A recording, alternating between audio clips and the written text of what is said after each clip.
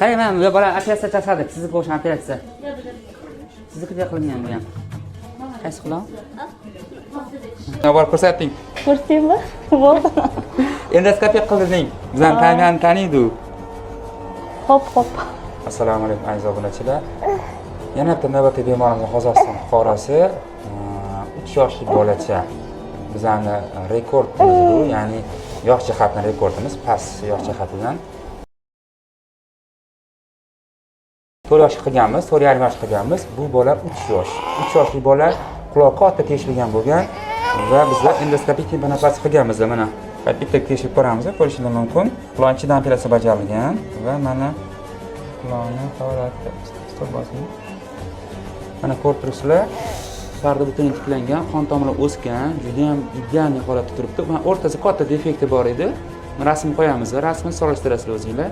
Hozir mana bu parda butun tiklangan, inshaalloh juda ham zo'r holatda. Bemorimizda ikkita operatsiya bitta etapda bajarilgan, adenoid vegetatsiyasi olingan va o'sha o'ng quloqni endoskopik tempanopasiya qilganmiz.